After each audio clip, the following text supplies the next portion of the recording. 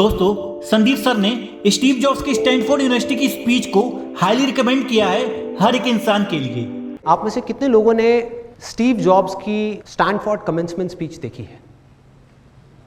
Steve jobs जो Apple के founder थे, उनकी स्टैनफोर्ड वाली एक स्पीच है 20 मिनट की। अगर आप में से बाकी लोगों ने नहीं देखी है तो आई स्ट्रांगली रिकमेंड यू कि एक बार आप जा करके यूट्यूब पे वो जरूर देखें। और इसीलिए मैं स्टीव जॉब्स की उस स्पीच को हिंदी में और आसान भाषा का प्रयोग करके आप सभी तक पहुंचा रहा हूं। और मेरा यकीन मानिए, यह स्पीच विश्व की सबसे बेहतरीन स्पीच है।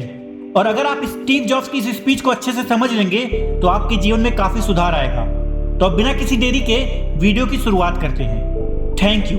आज वर्ल्ड के सबसे बेहतरीन विश्वविद्यालयों में से एक के दीक्षांत समारोह में शामिल होने पर मैं बहुत सम्मान महसूस कर रहा हूँ। मैं आपको एक सच बता दूं कि मैं किसी भी कॉलेज से पास नहीं हुआ और आज पहली बार मैं किसी कॉलेज ग्रेजुएशन सेरेमनी के इतना करीब पहुंचा हूं। आज मैं आपको अपने जीवन की 3 कहानियां सुनाना चाहूंगा। ज्यादा कुछ नहीं, बस 3 कहानियां। मेरी पहली कहानी डॉट्स कनेक्ट करने के बारे में है। रीड कॉलेज में दाखिला लेने के 6 महीने के अंदर ही मैंने पढ़ाई छोड़ दी, पर उसके 18 महीने बाद तक मैं वहां किसी तरह आता जाता रहा। तो सवाल ये उठता है कि मैंने कॉलेज छोड़ा क्यों? एक्चुअली इसकी शुरुआत मेरे जन्म से पहले की है। मुझे जन्म देने वाली माता एक यंग अविवाहित ग्रेजुएट स्टूडेंट थी और वो मुझे किसी और को अडॉप्शन के लिए देना चाहती थी, पर उनकी एक ख्वाहिश थी कि कोई कॉलेज ग्रेजुएट ही मुझे अडॉप्ट करे। सब कुछ बिल्कुल सेट था और मैं एक वकील और उसकी वाइफ के द्वारा अडॉप्ट किए जाने वाला था कि अचानक से उस कपल ने अपना विचार बदल दिया और डिसाइड किया कि उन्हें एक लड़की चाहिए। और इसीलिए आधी रात मेरे पेरेंट्स, जो कि वेटिंग लिस्ट में थे, उन्हें कॉल करके बोला गया कि हमारे पास एक बेबी बॉय है, क्या आप उसे गोद लेना चाहेंगे? और उन्होंने तुरंत हाँ कर दी। लेकिन बाद में मुझे जन्म देने वाली माता को पता चला कि जिन्होंने मुझे गोद लिया है वो कॉलेज पास नहीं है और पिता तो हाई स्कूल पास भी नहीं है। इसीलिए उन्होंने अडॉप्शन पेपर पे साइन करने से मना कर दिया।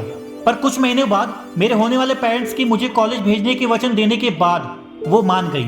तो मेरी जिंदगी की शुरुआत कुछ इस तरह हुई और 17 साल बाद मैं कॉलेज गया, पर गलती से मैंने स्टैनफोर्ड जितना महंगा ही कॉलेज चुन लिया।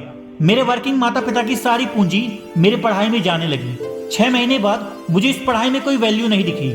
मुझे कुछ आइडिया नहीं था कि मैं अपनी जिंदगी में क्या करना चाहता हूँ और कॉलेज मुझे किस तरह से इसमें हेल्प करेगा।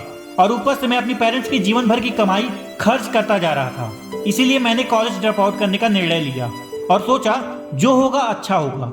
उस समय तो यह सब कुछ मेरे लिए काफी डरावना था, पर जब मैं पीछे मुड़कर देखता हूँ तो मुझे लगता है कि यह मेरी जिंदगी का सबसे बेस्ट डिसीजन था।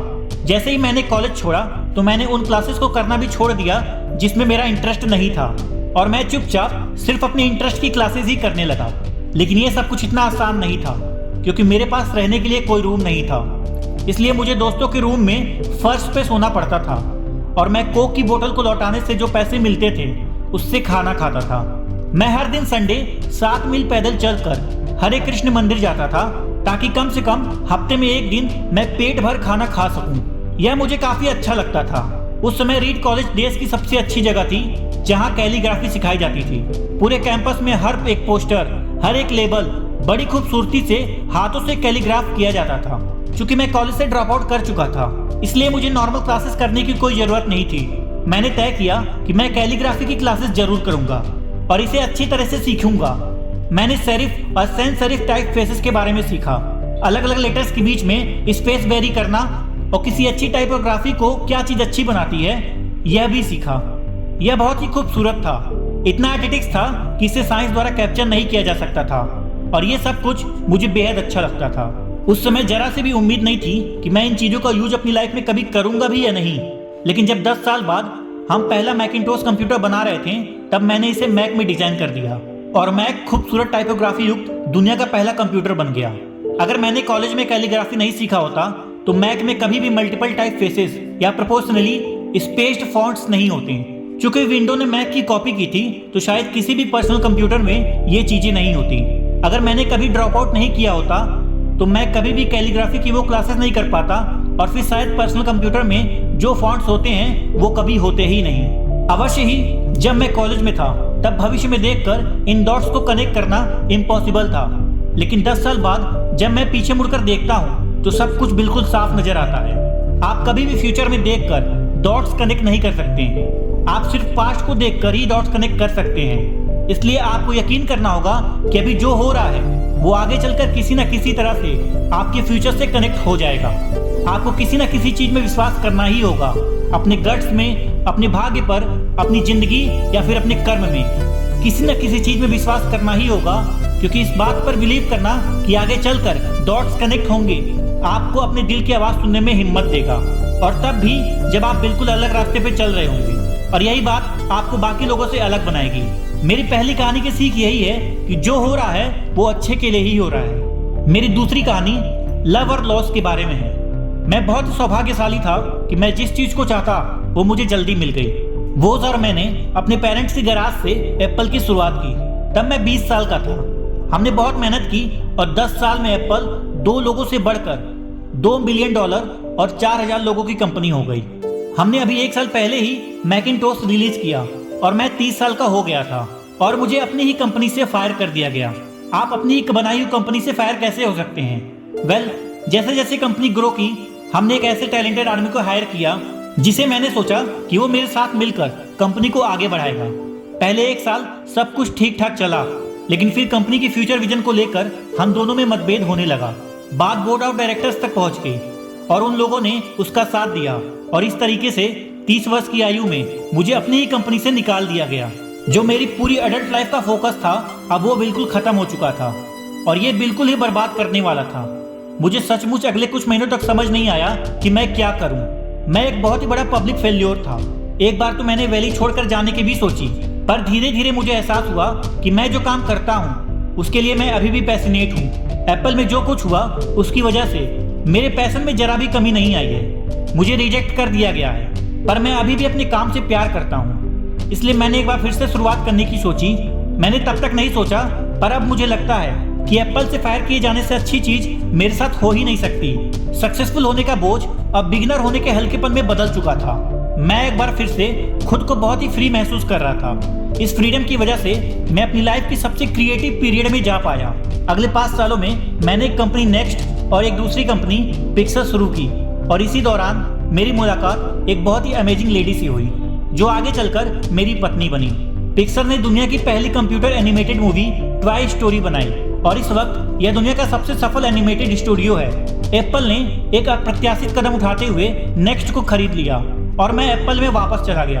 आज एप्पल नेक्स्ट द्वारा डेवलप की हुई टेक्नोलॉजी को यूज करती है। मैं बिल्कुल विश्वास के साथ कह सकता हूँ कि अगर मुझे एप्पल से नहीं निकाला गया होता तो मेरे साथ यह सब कुछ नहीं होता। यह एक कड़वी दवा थी, लेकिन एक मरीज को इसकी जरूरत थी। कभी कभी जिंदगी आपको इसी तरह ठोकर मारती है। अपना विश्वास मत खोइए। मैं यकीन के साथ कह सकता हूँ कि मैं सिर्फ इसीलिए आगे बढ़ता गया क्योंकि मैं अपने काम से प्यार करता था। आप सच में क्या करना पसंद करते हैं यह आपको जानना होगा। जितना अपने प्यार को जानना जरूरी है, उतना ही उस काम को ढूंढना जरूरी है जिसे आप सच में एंजॉय करते हैं। आपका काम आपकी जिंदगी का एक बड़ा हिस्सा होगा और वास्तविक रूप से संतुष्ट होने का यही एक तरीका है कि आप वो करें जिसे आप सच में एक बड़ा काम समझते हैं। और बड़ा काम करने का यही तरीका है कि आप वो करें जिसे करना आप एंजॉय करते हैं। यदि आपको अभी तक वो काम नहीं मिला है तो आप रुकिए मत, उसे खोजते रहिए। जैसे कि दिल से जुड़ी हर चीजों में होता है, वो जब आपको मिलेगा तब आपको पता चल जाएगा। जैसे कि किसी अच्छे रिलेशनशिप में होता है, वो समय के साथ साथ और अच्छा होता जाएगा। इसलिए खोजते रहिए, रुकिए मत। मेरी तीसरी कहानी डेथ के बारे में है। मैं जब 17 साल का था तो मैंने एक कोट पढ़ा था जो कुछ इस तरह था, यदि आप हर रोज ऐसे जिए जैसे कि ये आपकी जिंदगी का आखिरी दिन है तो आप किसी न किसी दिन सही साबित हो जाएंगे। इसने मेरे दिमाग पर एक इम्प्रेशन छोड़ दी और तब से पिछले 33 सालों से मैं हर सुबह उठकर शीशे में देखकर खुद से यह सवाल करता था कि अगर ये मेरी जिंदगी का आखिरी दिन होता तो क्या मैं आज वो काम करता जो मैं करने वाला हूँ। अगर इसका जवाब नहीं होता तो मैं समझ जाता कि कुछ न कुछ बदलने की जरूरत है। इस बात को हमेशा याद रखना कि मुझे एक दिन मरना है। किसी चीज को खोने के डर को दूर करने का सबसे अच्छा तरीका है आप पहले से ही नंगे हैं। ऐसा कोई रीजन नहीं है कि आप अपने दिल की ना सुने। करीब 1 साल पहले पता चला कि मुझे कैंसर है। सुबह 7:30 बजे मेरा स्कैन हुआ जिसमें साफ साफ दिख रहा था कि मेरे पैनक्रियाज में ट्यूमर है। मुझे तो पता भी नहीं था कि पैनक्रियाज होता क्या है। डॉक्टर ने लगभग यकीन के साथ बताया कि मुझे एक ऐसा कैंसर है जिसका इलाज करना संभव नहीं है। अब मैं बस 3 से 6 महीने का मेहमान हूँ। डॉक्टर ने सलाह दी कि मैं घर जाऊं और अपनी सारी चीजें व्यवस्थित कर लूं। जिसका इनडायरेक्टली मतलब होता है कि आप मरने की तैयारी कर लीजिए। इसका मतलब कि आप वो सारी चीजें जो आप अगले 10 सालों में करने वाले थे वो बचे हुए कुछ दिनों में ही कर लीजिए, क्योंकि आपका अंतिम समय आ चुका है।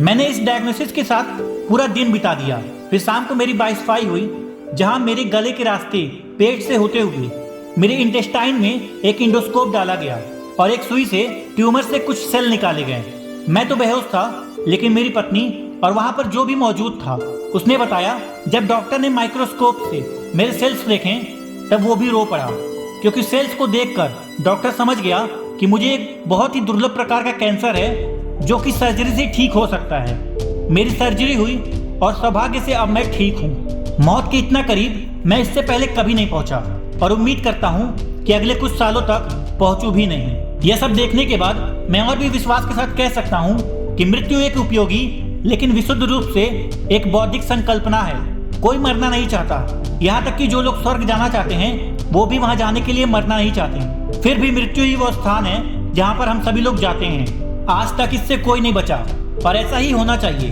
क्योंकि शायद मृत्यु ही इस जीवन का सबसे बड़ा आविष्कार है। ये जिंदगी को बदलती है, पुराने को हटाकर नए का रास्ता खोलती है। और इस समय आप सभी यहाँ पर नए हैं और कुछ ही दिनों में आप भी पुराने हो जाएंगे और रास्ते से साफ हो जाएंगे। इतना ड्रामेटिक होने के लिए मैं माफी चाहता हूँ, पर यह सच है।